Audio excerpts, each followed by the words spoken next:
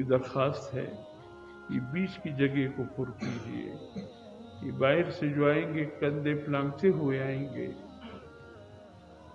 آپ کو بھی تکلیف ہوگی، اذیت ہوگی، آنے والے بھی گناہگار ہوں گے.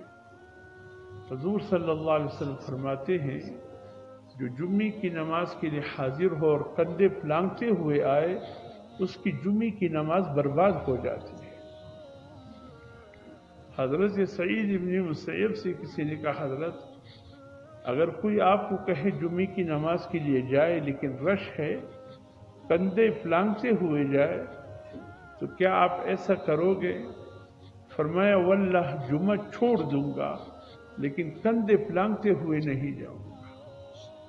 یعنی اس قدر ان کے نزدیک یہ جمعے کے دن کندھے پلانگتے ہوئے جانا اتنا جرم تھا کہ جمعے کی نماز برباد ہو جاتی ہے.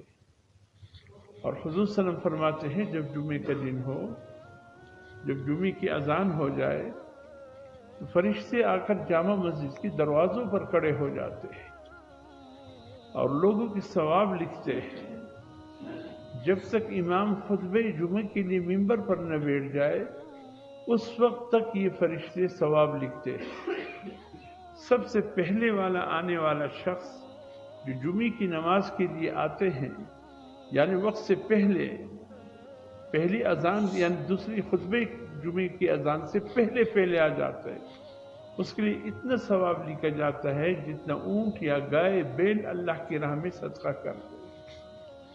اور فرمایا بعد میں آنے والی کے لیے جیسے کوئی دمبا، بکرا، بکری وغیرہ اس نسل کی جانور کوئی جیسا ذبح کر دے، اللہ کی راہ میں صدقہ کر دے.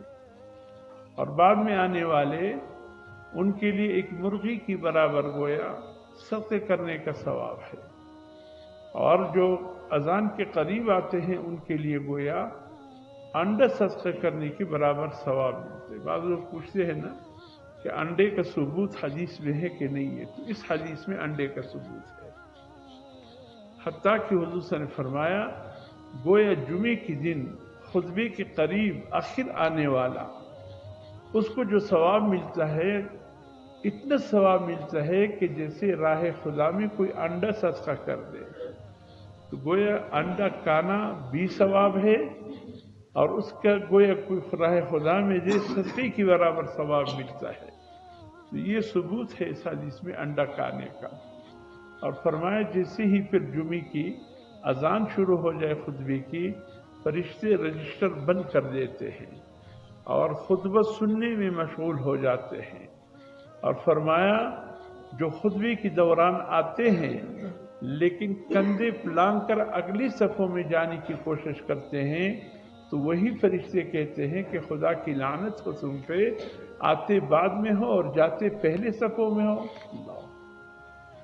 فرشتوں کی بددعائی کیا کم ہے جو کسی پر اللہ کی لعنت، یعنی لعنت کی معنی اللہ کی رحمت سے دوری کی ہے. خدا کے رحمت سے تم دور ہو جاؤ، آتے بعد میں ہو اور جاتے کندھے پلانگتے ہوئے پہلی صف میں جاتے ہو، فرشتے ان پر پھر لعنت بھیجتے. اس لیے فرمایا کوئی شخص جمعے کی نماز کے لیے حاضر ہو، اگر دو آدمیوں کے بیچ میں گنجائش بھی ہو لیکن اس دوران کسی سے اتنے بھی نہ کہے کہ بھائی تمہارے بیچ میں تھوڑی سی جگہ ہے، تھوڑی سی دائیں بائیں ہو جاؤ، مجھے جگہ مل جائے گی، اتنے بھی کسی سے نہ کہے. جو جگہ مل جائے وہی بیٹھ جائے، جمعے کی نماز پڑھ لے. جمعے کی فراغت کے بعد اللہ پاک یہ جمعہ آنے والی جمعے تک اس کی گناہوں کا کفارہ بنا دے. یعنی اتنے بھی گنجائش تھی. دوران خطبہ فرمایا توجہ سے سنو، کوئی بات بھی کر رہا ہو اس کو اشارے سے بھی منع نہ کرے، اتنے بھی کسی کو نہ کرے.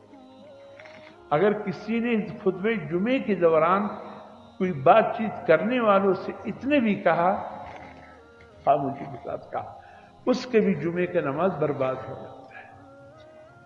یعنی خاموشی سے بھی کسی کو منع نہ کرو. بولنا تو بہت دور کی بات ہے، بولنا تو بہت دور کی بات ہے کہ کسی کو آپ روک دے کہ بھئی جمعے کی نماز ادا ہو رہی ہے، خطبہ بیان ہو رہا ہے، خاموش ہو جاؤ. یہ تو بولنا بہت دور کی بات ہے، اتنی بھی اجازت نہیں ہے کہ کسی سے یوں کہے. جمعہ